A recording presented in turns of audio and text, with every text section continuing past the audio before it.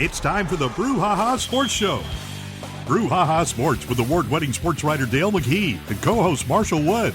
Talking sports with the legends of the game and famous sports personalities. Brouhaha. Now to Marshall and Dale with tonight's guest. Good evening, everyone. It's Brouhaha time here on WABO 105.5. Marshall Wood and Dale McKee ready to get it on. Good evening, Dale.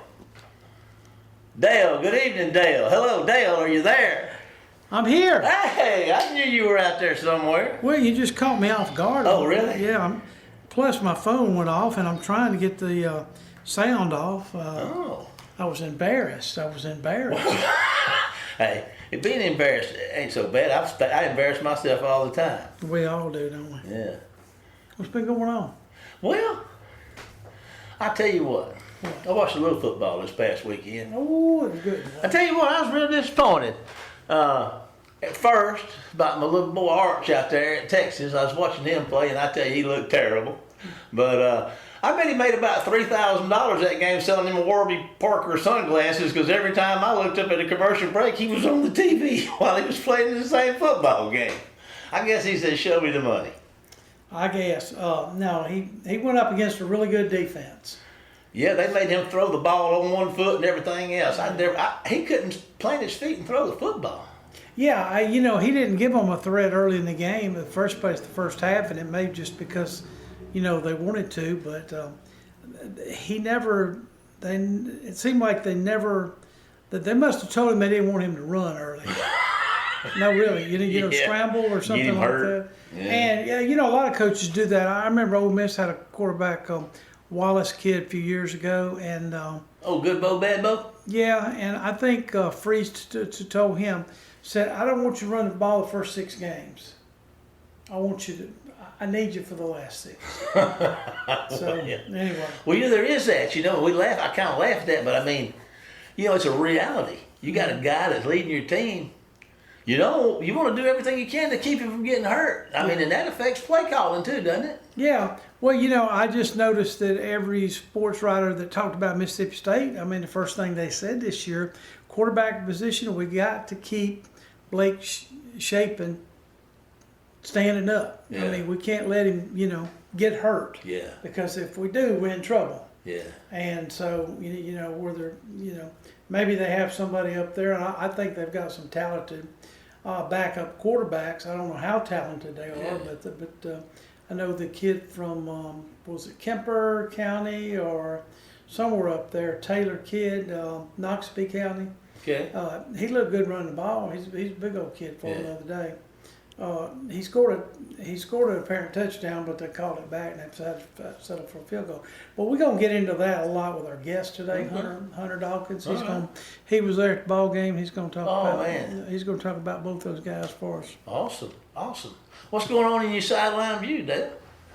Well, I didn't have a chance to add the Monday night college game. We're going to say that for our guests too. I don't know. There was just so much going into that. All the celebrities were there. All the famous North Carolina alumni were there. They didn't stay long, did they? LT was there. Michael Jordan was there. Mia Hamm, you remember her soccer?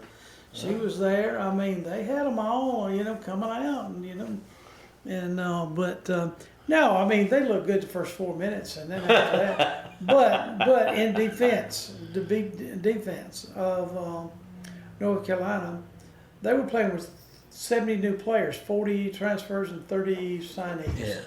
And that's hard to get them. Where did all the other ones go that were there? Did everybody leave? A lot of them left. Yeah, a lot of them left. Because of Belichick? I don't know if it was Belichick or they just got better offers. Better scholarship deal. Well, yeah. Show me the money. That's what Johnny Football said, ain't it? Show me the money. Yeah. Well. You got us a guest tonight, didn't you? Yeah. We got old Hunter Dawkins from Hunter's our guy. Yeah, Hunter covers a lot of college football, and he is going to tell us all about the USM Mississippi State game this week and what he thinks about both teams from that ball game. And I think there's hope for Southern Miss, and but like I said, 4 or 5 wins for either State or Southern Miss will be doing good. Yeah. I really believe that. Yeah. But I do want them to get a little bit better than they were last year. Would you think it'd be harder for Mississippi State to get 6 than Southern? Oh, definitely. Yeah. Definitely. Yeah. A little different classification. I mean, the same, different, the schedule, Well, the league schedule. I think I don't have all the schedule in front of me here, but I think they play Texas and maybe Georgia, Tennessee, and Ole Miss all at home.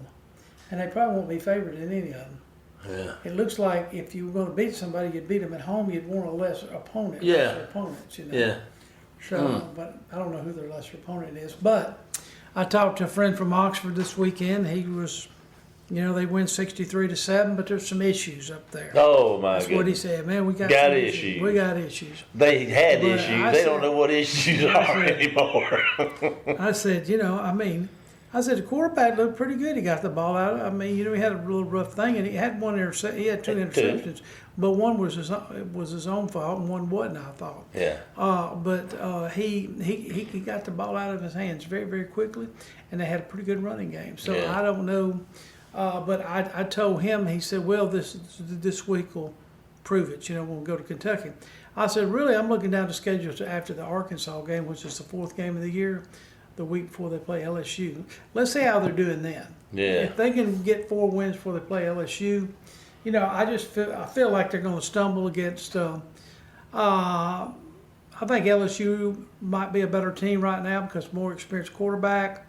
I think Georgia is a little bit better than Ole Miss right now, and I worry about them playing Oklahoma at Oklahoma. Yeah. So that would be the 3 hiccups, I think. Well, that'd be enough to get them out of the playoffs again. But anyway, I tell you what, we've had a pretty good opening around here. Let's take a break to hear from one of our sponsors. And folks, when we come back after this break, we're going to have Hunter Dawkins with us tonight of the Gazebo Gazette, our guest yet again. And we look forward to that. So we'll see you right after this commercial break. Phillips Building Supply in Laurel, your hometown building supply store since 1954. We are locally owned and pride ourselves on helping our customers find exactly what they need. From foundations to roofs to doors and windows, Phillips has it. For tools, hardware, lumber, and plywood, visit Phillips Building Supply. Welcome to the show, Hunter Dawkins. Hunter, it's great to have you again. We had you about 5 weeks ago, I believe it was, and you were telling us all about the different schools, and tell us about what you thought. So what we'd like to talk to you today about is what did you witness down in Hattiesburg last Saturday? You just go from both teams and just tell us what your thinking is. Well, Dale, Marshall, it's always great to talk to you guys. It's a privilege, and every time I get to talk to you guys, it's definitely something appreciative. Okay, I'll tell you, like I've told pretty much everybody, either on the radio or in writing or just flat out talking, those teams, both of those teams, are way better than they were last year. Now, does that mean both of them are going to get the bowl games? That's a little bit questionable. Yeah. That's questionable. But those 2 teams are light years better than they were. And you can see that in the first half, the football, and then State picked up their game, and they had the money, of course, as Coach Huff said after the game, and then later on in the press conference. Well, they got $15 million to be able to fund that. Well, that's true, but that's also being part of the SEC. Yeah. At least nowadays, and they both teams performed absolutely great when they needed to. Well, that's definitely true. I saw, what's unique about it to me, but Ole Miss and State went out and got them a short yardage running back, the boy from South Alabama, and Ole Miss went and got one from Missouri. And they both showed out Saturday. But tell us more about the Mississippi State running back. Well, Fluff Bothwell, who I've seen pretty much, I saw him as I put in the article that I wrote for Super Talk and for my newspaper down here, the Gazebo Gazette. He is very synonymous with what he did last year. every time he touched the ball, he was pretty much within the ballpark frame of trying to get towards the end zone.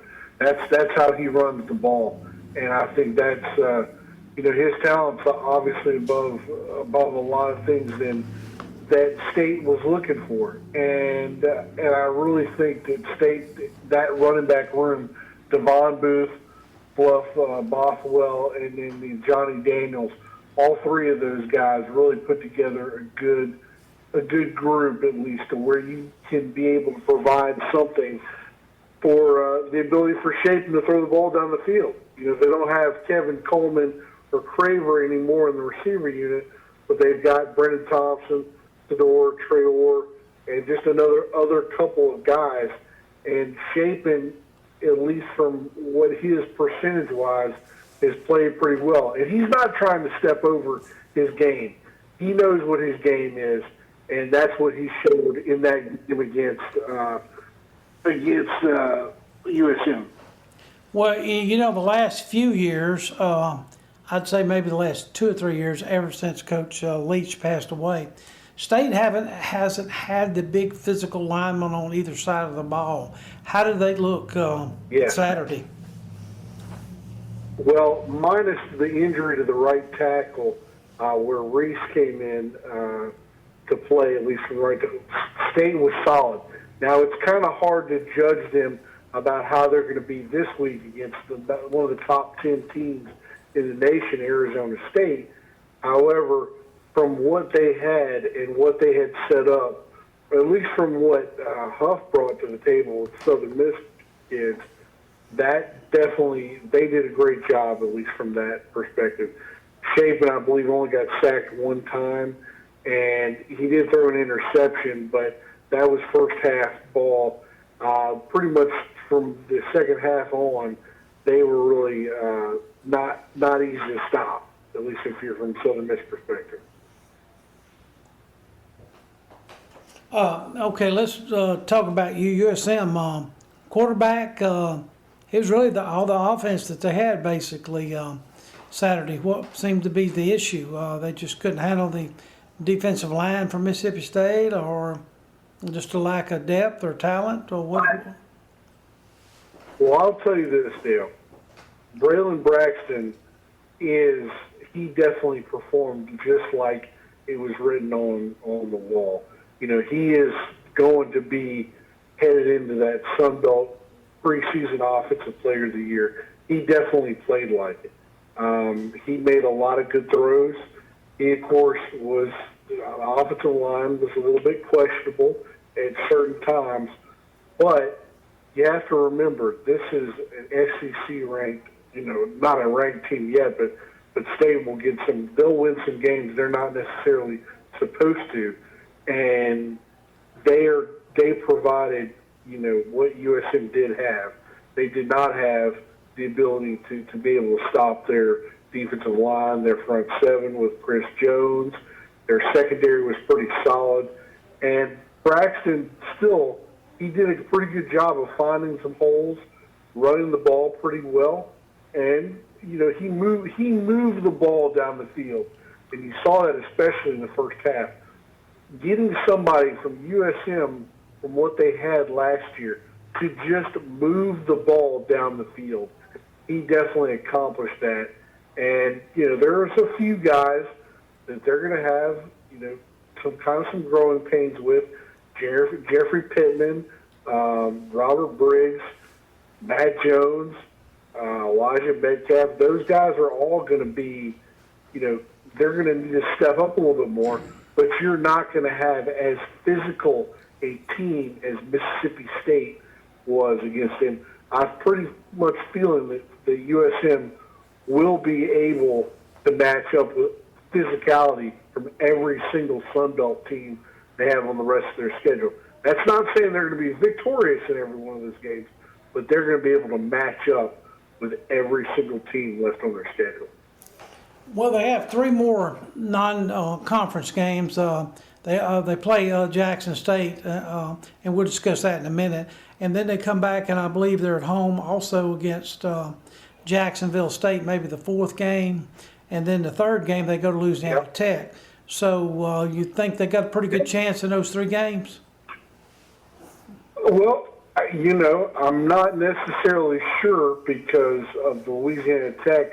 They obviously have played a pretty good team last week, but they've got a tough one of LSU this week. But as far as physicality, I think they're going to match up with every single team they have left on the schedule, which is why I think it was such a vital thing that they brought Huff in to be able to change this roster, be able to move forward with it. Because even though some of the USM fans might have been down on after the game, the way they showed up in the first half, that's a quality team, and that's a team that's not going to take a lot of negatives throughout the year. That's encouraging. I'm excited to hear that, and I think that's what we were all hoping for and expecting. Yeah. I think people, the one win last year was kind of discouraging, but they were at times they just shot themselves in the foot, as they used to say, because the offense would make a good play and then there'd be a penalty involved. But I didn't see much of that the other day. This Mississippi State team is light years better than the team of last year. This team can handle their business, and they've got the players, the personnel, the coaching. They've got everything in order. And I'm not saying they're going to win all of their games they're supposed to win. They may end up dropping a game here or there. But in my opinion, right now, the way if they play the game like they did Saturday, the rest of the year, they should at least, the worst case scenario for them would be 5-7. That's if they play every game just like they did against USM, the 5-7 would be the ceiling for them, and I think that pretty much puts USM in a bowl eligible criteria, and they'll be able to take care of business from that. And I assume because this team is definitely a lot more disciplined than the last year's squad. Let's roll over for a minute and look at how the team was received over their Southern's team, or both teams actually in the stadium. I mean, how was it? I mean, were the people pumped up and excited first game? I'm sure there were. But when all the smoke cleared and it was said and done, how was the Golden Eagles fans handling that? They handled it pretty well?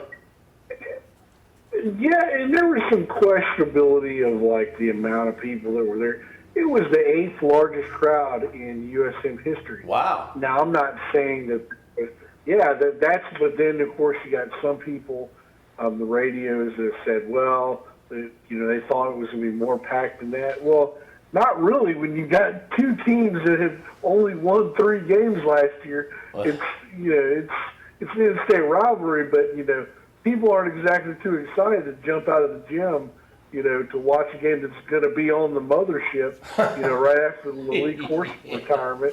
I mean, it's questionable, but I really thought the crowd showed out, and I thought the USM Stadium obviously done some great renovations for it.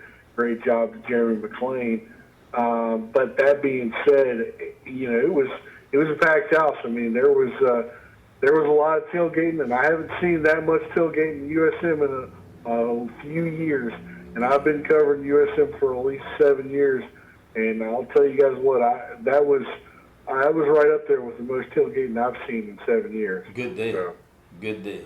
Glad to hear that. I saw some empty seats up in the upper deck. I don't know. I couldn't tell from the angle if it was the home side down there around the 10 and 20 going toward the field house, or it was on the other side. I'm not sure, but they showed it one time. But I've heard that Jackson State folks have really bought in for those tickets, and so they should expect another great crowd this weekend, I hope.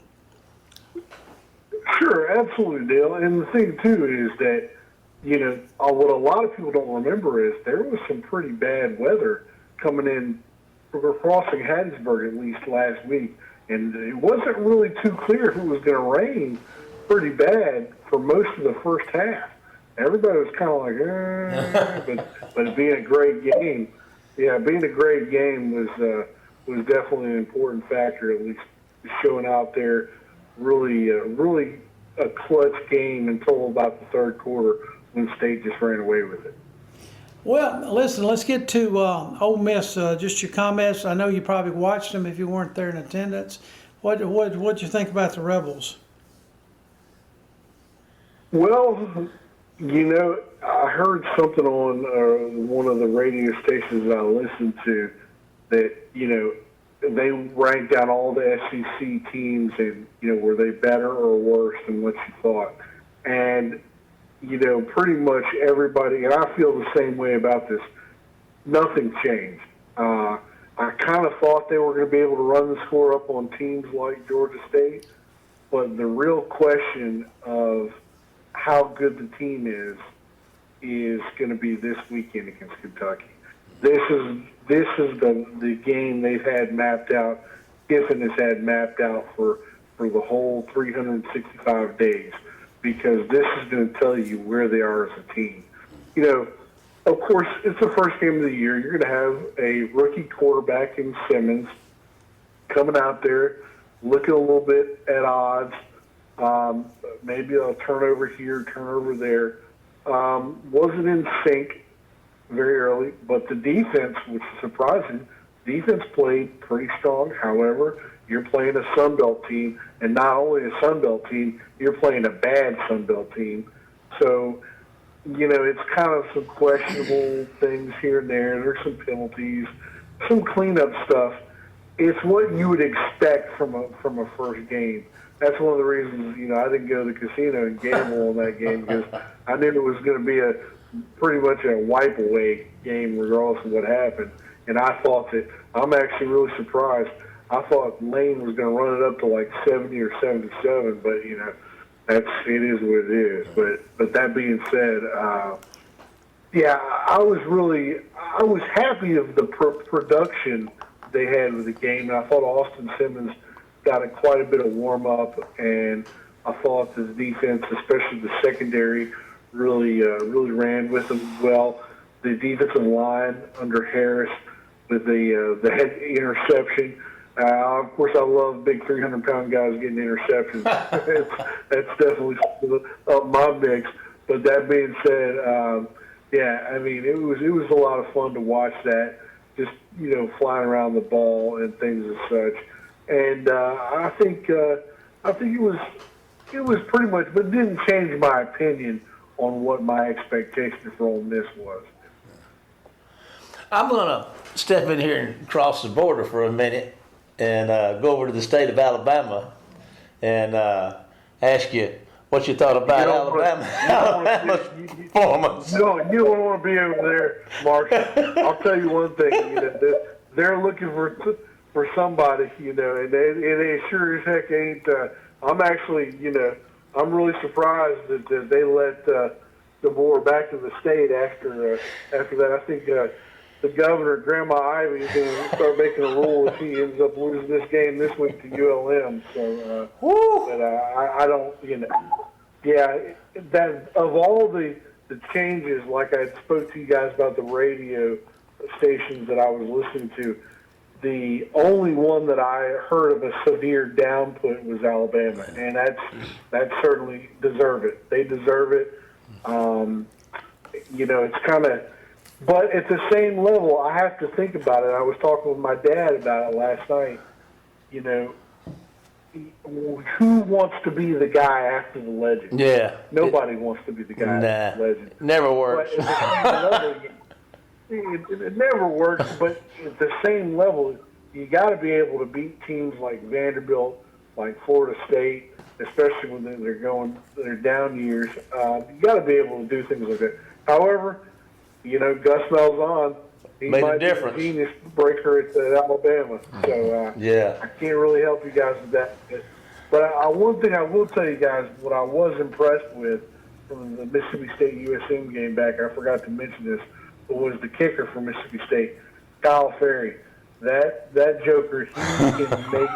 They're going to need him. They're going to need him this year because he kicked the longest field goal in USM history on Saturday. Wow! And I think that is going to be something that the state's going to need down the line, especially once they get into SEC play.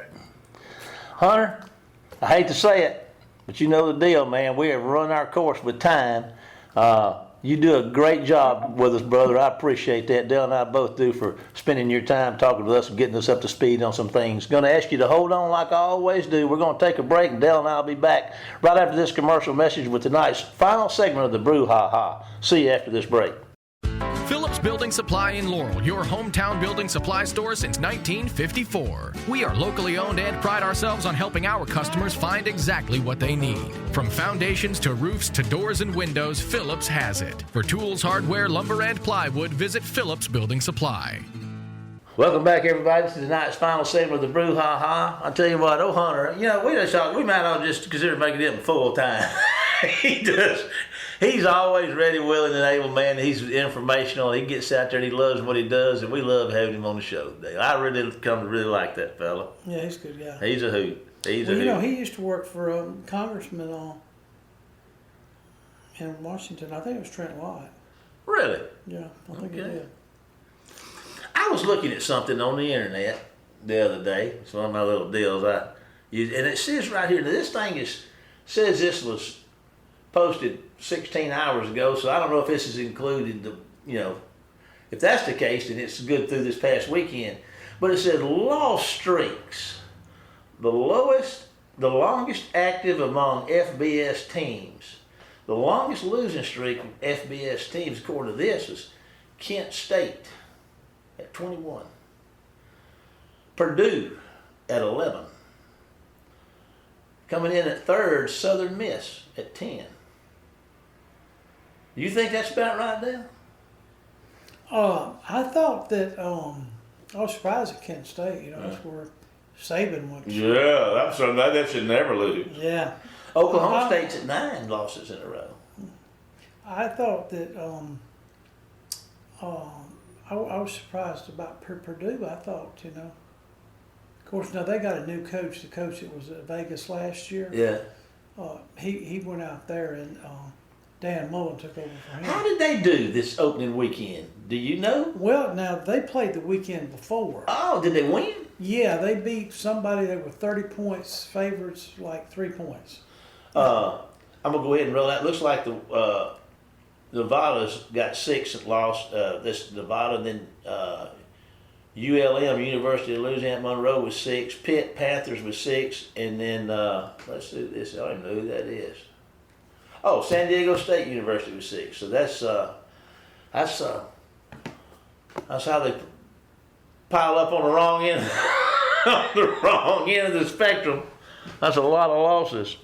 Yeah, I just looked. UNLV under Mullen is undefeated, 2-0. 2-0. Yeah. Doggone, Dan. They beat Sam Houston this week. They beat Sam Houston. Mm-hmm. Okay. I mean, That's something the whole country of Mexico couldn't do, ain't it? Yeah. So I guess they're going to play Davy Crockett. Well, I'll tell you what, Davy Crockett, some of that bunch up there around Tennessee. Where's he from? Was Davy Crockett from, where was he from? I thought he was from Tennessee. I did too. He may be a pair. Well, yeah, there was an actor, and we had him on the show one day, Gary Grubbs, who played football down at Southern Miss. Well, he used to be on that Davy Crockett TV show back in the 70s, and he actually sang the song Davy Crockett. Shut up. As it went Davy Crockett, king of the wild frontier. Gary was from Prentice. Prentice, Mississippi? And I met him down at Southern Miss. Oh, man. He was playing football down there. And he ended up marrying Miss Mississippi, a girl from Richmond named Linda Meadows. Really? Yeah. Okay. She's down that way, Richmond. Yeah. And she was in ROTC down there. Wow. Yeah, but she never did go. She went and became a movie star. Movie star? Who was it? Well, no, she wanted to be a movie star, so that's why they moved I did too. Because she would have been Miss America, so she went out there to do it. And he followed her out there. Gary, of course, they were married, but he followed her out there. But anyway, he told me once, and during the 70s, they had all these country folks on, like Beverly Hillbillies, and all these country shows where there was a lot of country. He said you can't get hardly by it anymore out there, because they're, they don't really. If you ever listen to a sports announcer, if he's even from the South, he doesn't sound like he's from the South. Right. You know, you have to change the They way got to they get talk. rid of that. Yeah, They yeah. don't talk like me and you do down I here. think the only one is one of those Smith guys on ESPN. I can't Stephen remember. No, it's the other guy. Anyway, hey, did you see all the texts last night? What was that guy who was on there with Stephen Smith? They had a show together. And They used to fuss and fight all the time. yeah, he loved the Cowboys, and Stephen Smith couldn't stand them. But anyway, I can't think of that guy's name right now. But anyway, Skip Bayless. Bayless come on the other night, you know, and he just he was saying that, you know, the first 4 minutes of the game, North Carolina went out and scored. He said, "Oh my goodness, Bill Belichick's going to take over college football. He may be the second best college coach ever behind Saban." Mm-hmm. And about halftime, old Stephen Smith just sat out, you know, one of them laughing, you know, like, "Are you crazy?" But listen, North Carolina last night, I'll be honest with you, they let TCU score twice on turnovers, like all the way down, like during the play itself. Not like recovering a fumble and marching 70 yards. It was like, you know, touchdown. Okay, now Belichick's going to make everybody was saying, okay, Belichick's going to make some changes at halftime. He's down 2 touchdowns. He's going to figure this out. First play of third quarter, North Carolina, TCU scores. So that's out there, you know. Yeah. When's the last time North Carolina went to a national championship game? I think TCU's been there since they have, hasn't they? Yeah. What, about 3 years ago? Yeah, well, TCU didn't do that well. Yeah, but they were there. They were there. Yeah. And, well, speaking of being there, we're there. We're out of time. We're out of time. I want to remind you folks out there, we thank you for being with us, and that you can keep up with us on our Facebook page at the Brouhaha, and all of our shows are cataloged for you to listen to on demand at our YouTube channel, which is also called the Brouhaha. But as for now, it's come to the time where it's time to say goodbye, Dale. Goodbye, Dale. Goodbye, everybody. We'll see you next week for more of the Brouhaha. Get us out of here, Jamie. You've been listening to the Brouhaha with Del McKee and Marshall Wood. Heard Tuesday evening, 6 p.m. on WABO. For more of the Brouhaha, follow us during the week on Facebook and WABO.